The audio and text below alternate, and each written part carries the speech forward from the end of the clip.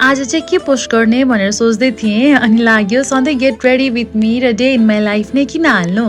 Actually आज म आफैले पनि केही कन्टेन्ट बनाउँछु भनेर सोचेको पनि थिइनँ र बिहानदेखि अलि लेजी फिल भइरहेको थियो। स्कुल जानको लागि पनि ऱ्यान्डम नै रेडी भएँ, भिडियो पनि केही खिचिनँ।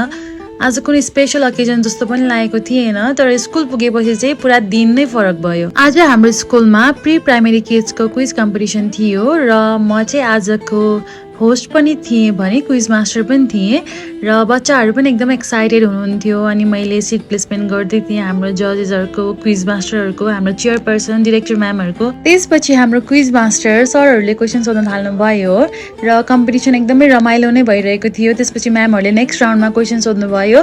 सबैजना इन्भल्भ भएर हामीले बच्चाहरूलाई क्वेसन सोध्यौँ। अनि यो राउन्ड चाहिँ अडियो राउन्ड थियो।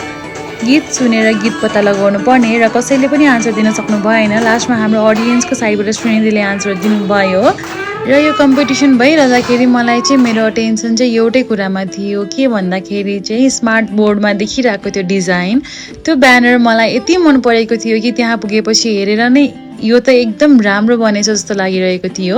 आफैले बनाएको भएर पनि होला र त्यहीँ बसेर त्यसको अगाडि फोटो खिच्न पनि मन लागिरहेको थियो। हाम्रो नानी बाबुहरू पनि एकदमै एक्साइटेड भएर रमाइरहनु भएको थियो र पुरा प्रोग्राम नै निकै रमाइलो भयो।